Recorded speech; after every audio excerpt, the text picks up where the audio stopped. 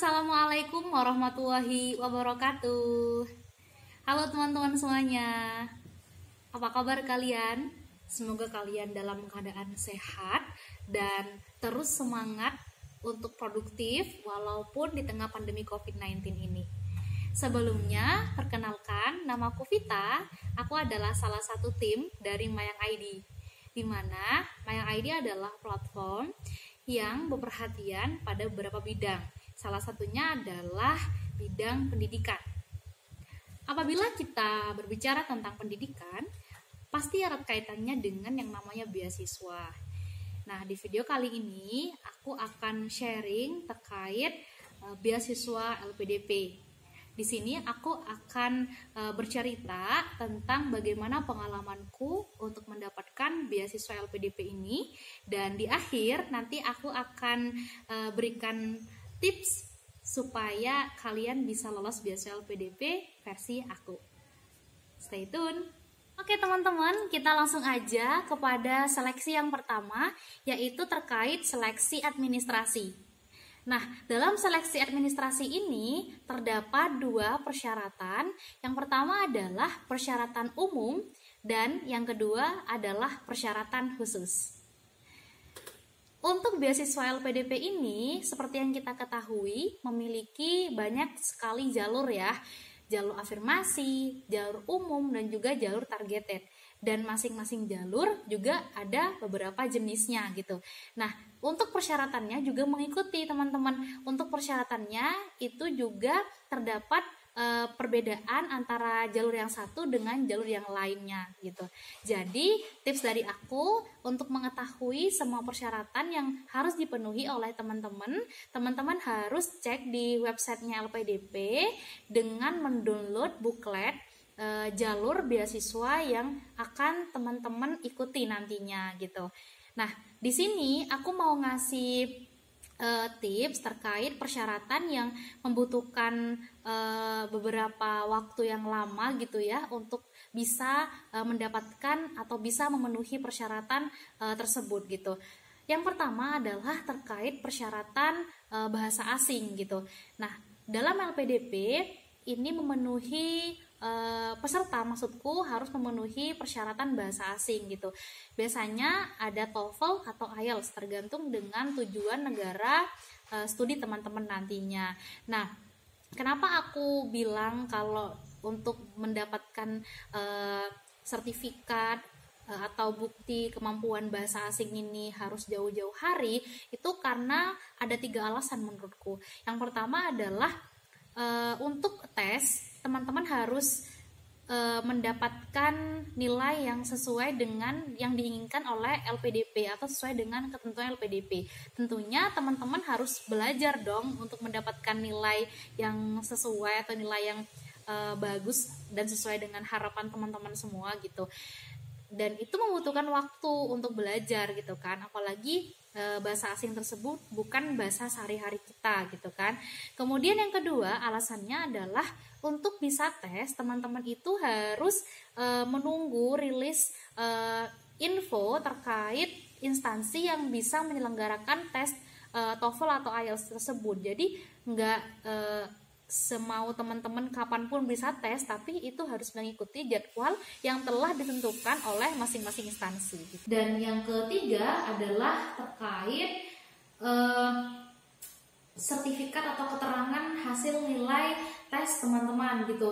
Kita tidak bisa menentukan kapan kita harus mendapatkan nilai tersebut, tetapi itu menyesuaikan dengan instansi terkait yang mengeluarkan sertifikat atau keterangan nilai kemampuan bahasa asing kita gitu.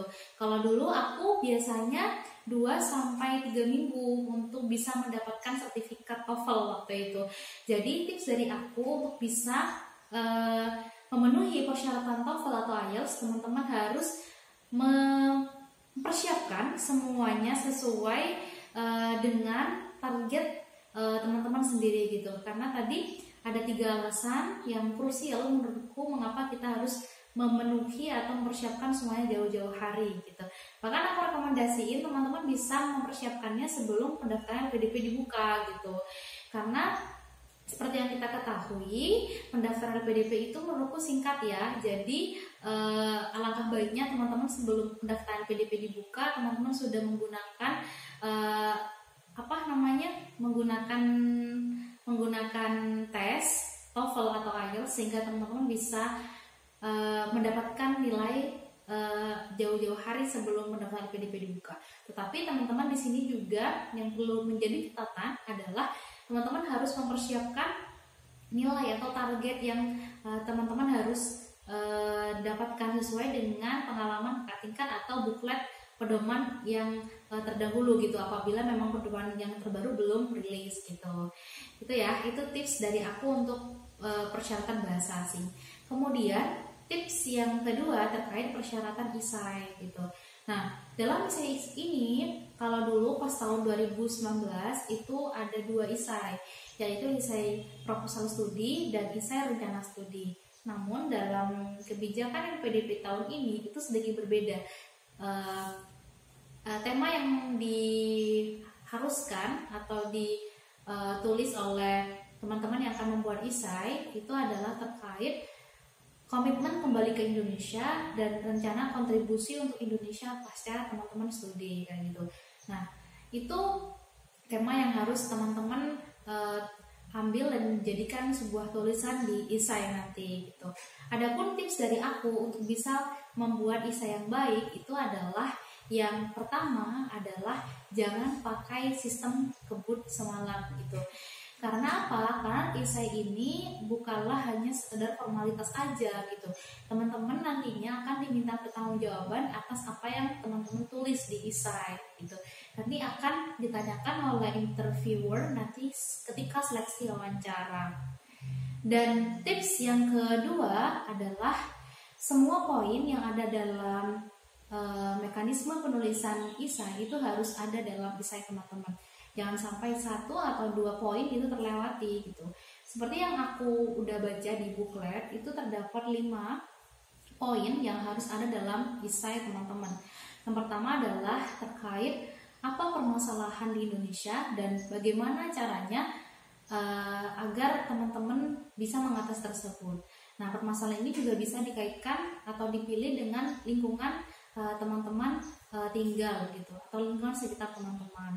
Kemudian yang kedua adalah terkait apa peran penting ilmu yang akan teman-teman dapatkan nanti ketika setelah studi, dan juga bagaimana agar ilmu yang didapatkan itu bisa berkontribusi untuk menyelesaikan masalah yang teman-teman tulis tadi gitu di awal. Yang ketiga adalah apa mimpi teman-teman untuk Indonesia di masa yang akan datang. Dan yang keempat adalah peran apa yang akan teman-teman ambil nantinya untuk mewujudkan mimpi tersebut. Dan yang terakhir atau yang kelima adalah bagaimana caranya agar teman-teman bisa mewujudkan mimpi tersebut. Ini bisa lakukan juga atau tulis langkah-langkah yang spesifik dan konkret untuk menjawab permasalahan dan mengatasi permasalahan yang teman-teman sebutkan di awal tadi gitu. Nah, 5 poin ini harus ada dalam isai tersebut, jangan sampai terlewatkan gitu. Nah, tips dari aku yang ketiga adalah tulislah isai yang spesifik dan konkret gitu. Misalkan gini, teman-teman di awal tadi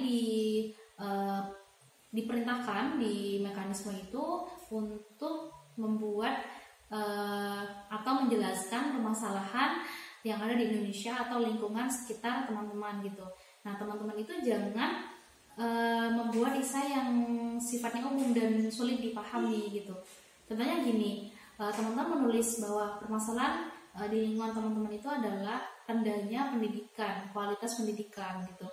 Nah, yang dimaksud dengan kualitas pendidikan itu seperti apa gitu kan? Ini kan masih umum ya sifatnya. Jadi mungkin teman-teman bisa menambahkan dengan atau mengganti dengan permasalahan yang lebih konkret. Misalkan begini, di lingkungan teman-teman itu terdapat permasalahan bahwa angka partisipasi masyarakat dalam dunia pendidikan atau angka partisipasi masyarakat untuk sekolah itu sangat rendah. Bahkan mereka banyak yang tidak bisa membaca dan mereka banyak yang tidak sekolah gitu karena keterbatasan finansial. Nah, ini kan cukup konkret ya, cukup spesifik gitu kan. Teman-teman bisa menambahkan permasalahan seperti yang udah aku rekomendasiin tadi. Tapi ini kembali lagi dengan permasalahan yang ada di lingkungan sekitar teman-teman kayak gitu. Ini cuma contoh aja gitu. Dan bagaimana cara mengatasinya? Misalkan teman-teman ingin menggagas sebuah bimbel atau yayasan yang mana yayasan tersebut digratiskan untuk masyarakat tidak mampu, sehingga masyarakat tidak mampu bisa mengakses pendidikan dengan baik dan bisa meningkatkan angka partisipasi masyarakat di dunia pendidikan dan juga bisa memperbaiki kualitas literasi di masyarakat lingkungan teman-teman gitu. Nah, ini kan cukup konkret ya, cukup spesifik. Itu contoh dari aku. Dan yang keempat adalah seringlah konsultasi dan sharing dengan kakak tingkat teman-teman yang udah lolos LPDP gitu, atau rekan-rekan teman-teman atau kenalan yang lainnya gitu. Kenapa aku merekomendasikan ini? Karena menurut aku ini penting gitu. Karena apabila teman-teman sering konsultasi, ini akan membuat teman-teman banyak referensi dan masukan, kritikan yang membangun terkait isai teman-teman gitu.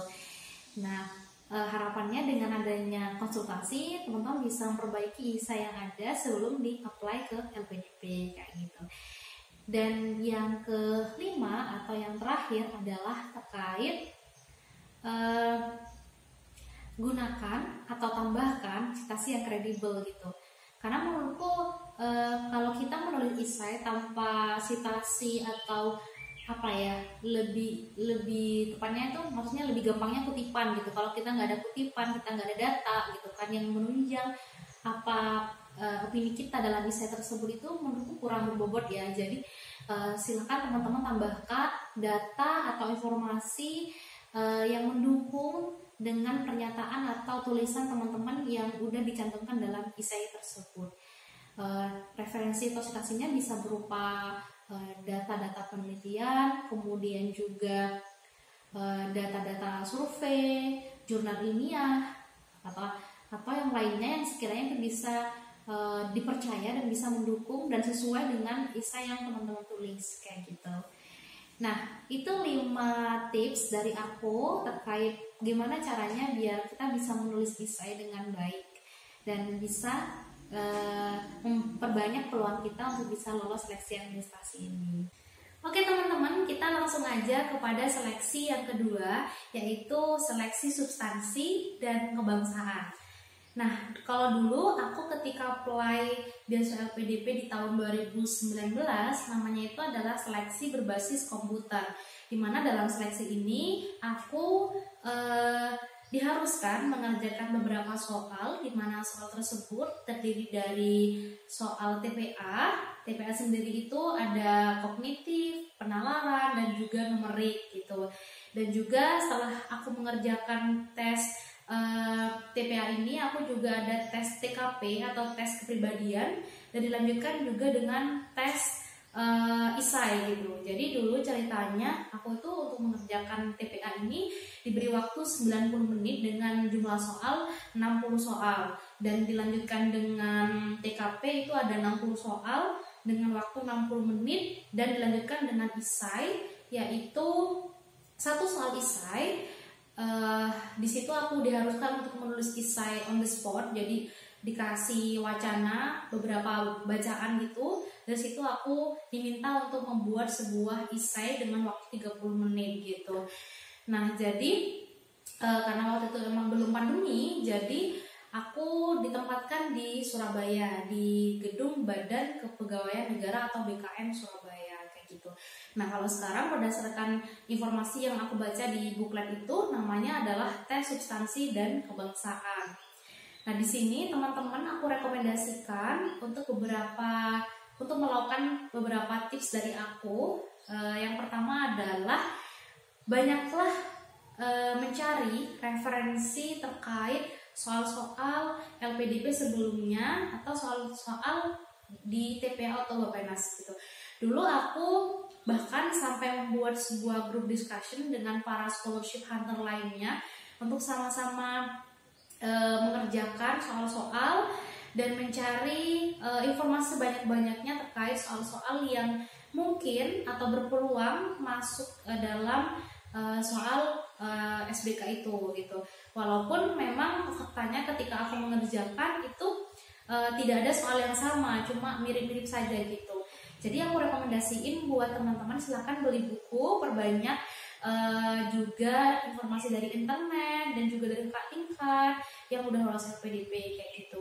Kemudian tips yang kedua adalah seringlah berlatih teman-teman. Pasanglah target setiap hari teman-teman harus mengerjakan berapa soal, berapa materi yang harus teman-teman kuasai kayak gitu. Nah itu udah aku lakuin ketika aku dulu menjelang tes SBK kayak gitu. Jadi aku masang target berapa yang harus aku kerjain setiap harinya, berapa yang harus aku pelajari seharinya kayak gitu. Jadi itu membantu banget buat aku bisa memanage semua materi yang harus aku kuasai, dan itu bisa membantu aku buat mengerjakan soal SBK kayak gitu.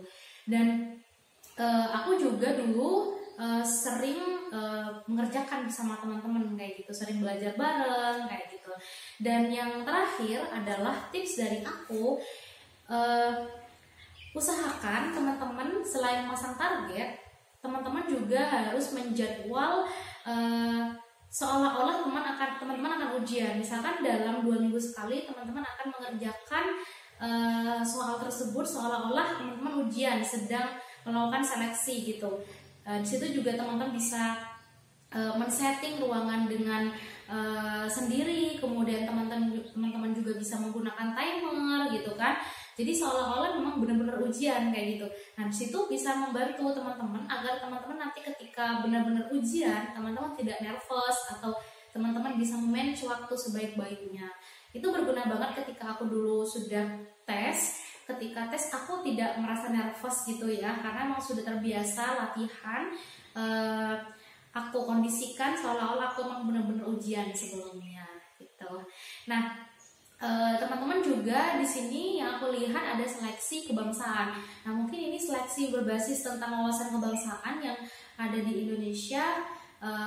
Jadi teman-teman harus seringlah membaca dan perbanyak referensi terkait materi-materi kebangsaan yang biasanya dijadikan soal yaitu. Oke teman-teman, kita lanjutkan ke seleksi yang terakhir yaitu seleksi wawancara. Sedikit cerita, dulu waktu aku masih apply LPDP di tahun 2019, aku dulu mendapatkan dua tahap wawancara, yaitu wawancara 1 dan wawancara 2 kayak gitu. Nah wawancara 1 dan wawancara 2 ini terkait proposal dan rencana studi, itu terkait dengan akademik lah gitu ya. Kemudian yang selanjutnya terkait dengan wawasan kebangsaan gitu. Kalau dulu aku memang di seleksi SBK itu nggak ada wawasan kebangsaan, tapi aku ada seleksi wawasan kebangsaan itu di akhir ketika wawancara gitu. Jadi wawancaranya dibagi menjadi 2 wawancara. Nah sebelum aku mengikuti seleksi wawancara itu aku dulu ada yang namanya verifikasi berkas gitu. Jadi dulu itu ada yang namanya semacam petugas dari LPDP yang mengecek persyaratan-persyaratan yang sudah aku upload gitu di halaman pendaftaran. Apakah itu sudah sesuai dengan apa yang diupload kayak gitu. Nanti kalau kita lolos verifikasi, kita bisa lanjutkan ke tahapan wawancara kayak gitu.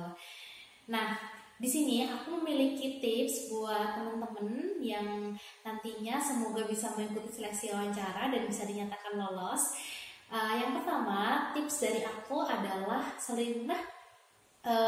seringlah berlatih dengan teman-teman sesama pejuang LPDP atau teman-teman yang sudah lolos LPDP gitu. Karena harapannya dengan teman-teman banyak berlatih, teman-teman akan mendapatkan masukan-masukan dan juga mendapatkan pelajaran-pelajaran penting terkait bagaimana cara melakukan komunikasi yang baik dengan para interviewer gitu. Dan harapannya teman-teman nanti ketika wawancara tidak nervous atau tidak blank gitu ya, yang udah disiapin semuanya gitu. Karena itu aku saranin teman-teman banyaklah berlatih kayak gitu. Dulu aku juga sering melakukan latihan ini dengan sesama pejuang LPDP gitu. Aku biasanya video call gitu, biar nanti kalau bener-bener interview aku nggak grogi gitu ya, menatap mata interviewer gitu. Biasanya kan kita kalau menatap mata interviewer kan kayak grogi dan jadi lupa semua gitu yang udah disiapin. Nah, tips ini mungkin bisa berguna buat teman-teman gitu. Kemudian yang kedua adalah tips dari aku adalah perbanyak update terkait berita-berita terkini atau insight-insight terkait sesuatu yang sedang booming atau banyak dibicarakan akhir-akhir ini gitu. Itu sangat membantu apabila teman-teman nanti ditanyakan terkait apa berita terkini yang sedang booming dan itu memerlukan perhatian khusus. Nah, di sini kalau misalkan teman-teman nggak sering baca berita atau nggak sering update gitu ya, nah ini bisa sulit sekali teman-teman untuk menjawab pertanyaan dari interviewer gitu.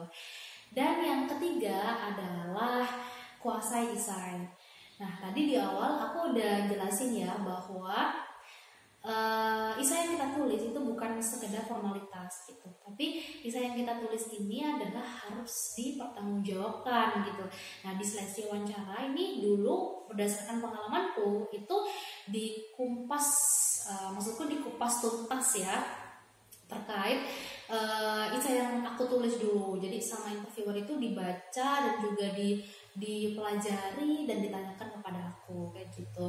Jadi jangan lupa teman-teman selain menulis tapi teman-teman juga menguasai itu, dan kira-kira teman-teman juga menulis kira-kira pertanyaan apa sih yang sekiranya keluar dari interviewer gitu. Jadi teman-teman bisa bikin list sehingga teman-teman bisa mempersiapkan semua jawabannya kayak gitu. Dan yang terakhir adalah tips dari aku itu teman-teman harus percaya diri dan teman-teman juga harus mempunyai integriti gitu. Selain teman-teman percaya diri, teman-teman juga harus mempunyai integritas yang kuat bahwa bisa mencerminkan bahwa teman-teman itu layak untuk menjadi seorang penerima beasiswa LPDP. Teman-teman adalah orang yang memiliki pendirian teguh dan berkomitmen terhadap sesuatu apabila teman-teman sudah diberikan amanah kayak gitu. Nah, itu menurutku penting banget buat teman-teman ketika nanti wawancara gitu. Teman-teman juga harus berlatih tentang bagaimana caranya untuk menyampaikan gagasan yang baik kayak gitu. Jangan sampai seolah-olah kita menggurui atau tidak sopan gitu ya kepada interviewer kayak gitu. Oke teman-teman, itu aja video dari aku. Semoga video ini bermanfaat buat kalian semua para pejuang beasiswa LPDP. Jangan lupa like, comment, subscribe, dan share ke teman-teman kalian sesama pejuang beasiswa LPDP. Dan apabila kalian memiliki pertanyaan tentang video ini atau hal lain seputar beasiswa LPDP, kalian bisa komen di kolom komentar di bawah ini, dan bisa juga kalian DM Instagram @mayang_id atau juga bisa DM Instagram aku @nurudinvita. Oke, itu aja. Assalamualaikum warahmatullahi wabarakatuh. Sampai jumpa di video selanjutnya.